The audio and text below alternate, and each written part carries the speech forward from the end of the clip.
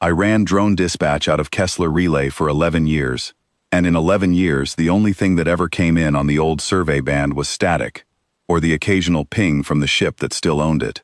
That ship was the Corvid line.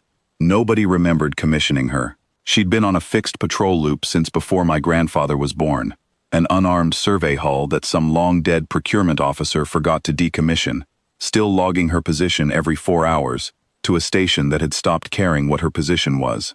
We kept her on the board because taking her off the board meant paperwork nobody wanted to do. She wasn't a warship, she wasn't anything. She was a line item that refused to die. Kessler Relay ran 3 of us on rotation, and the night shift was the one nobody fought over. You sat in a room with 2 working monitors, and one that flickered, watched a board of ships that mostly weren't there anymore, and filed a status report at OGO 600 that said, in one form or another, nothing to report. I'd gotten good at nothing to report.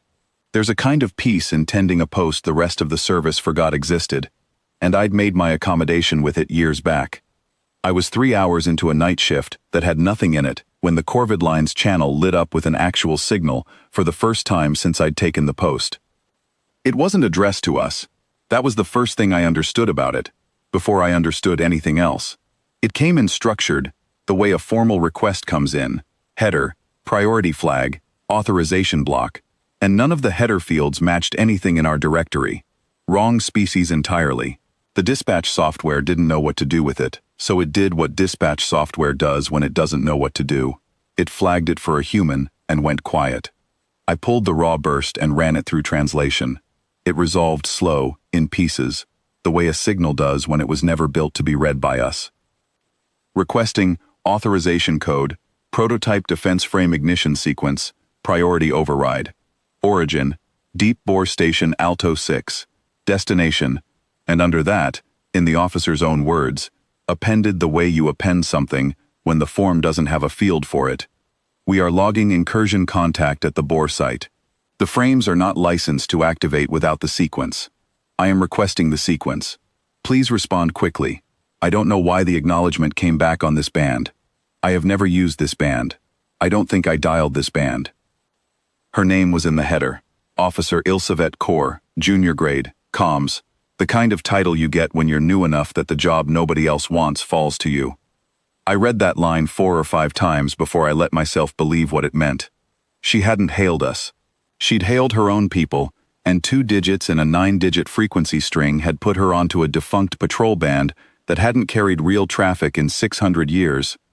Because the only thing still listening on it was the Corvid line, doing what she'd always done, forwarding anything she heard to the one relay still keyed to her transponder, which was mine.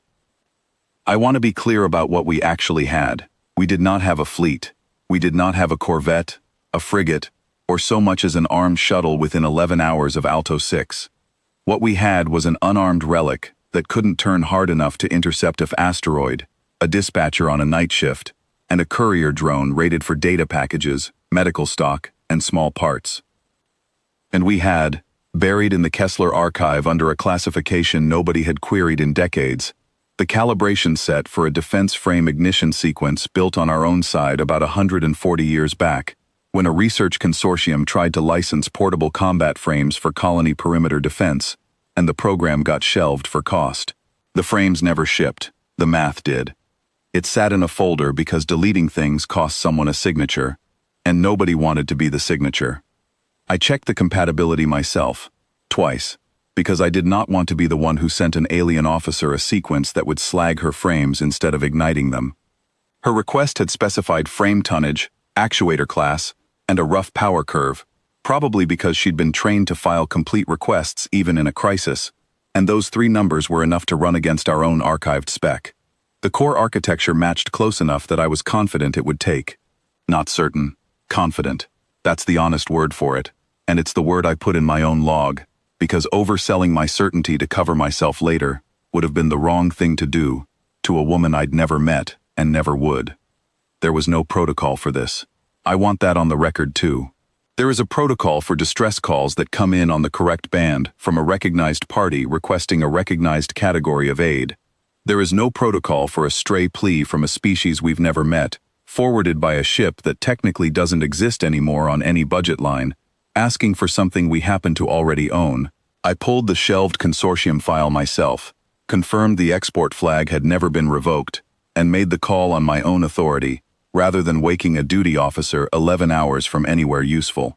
I logged it as an emergency dispatch under my own authorization code and sent the drone. It carried the full calibration package, a plain language translation note explaining what it was and how to load it, and one line from me, because I felt she'd earned an answer to the question she'd asked without meaning to ask it. You didn't misdial. Something on our end was still listening. It picked up your call by accident and passed it to someone who could do something about it. The drone made the crossing in a little under 9 hours, riding the same corridor the Corvid line still logged every 4 hours out of habit. I sat with the channel open the whole time, which is not standard practice, and which I did anyway. The reply came in 11 hours later, shorter than the request had been. Sent, I noted, on the correct band this time. She'd found her own frequency string and fixed it. Sequence received and verified. Frames ignited at 0440. Incursion contained at the bore line. 4 hours later, no further breach. I do not have an explanation for how a listening post 600 years dead answered a call I never sent it.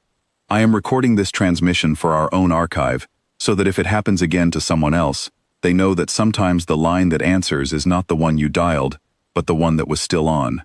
I am closing this channel. Thank you for the frames. Thank you, more, for not asking me to explain myself before you sent them.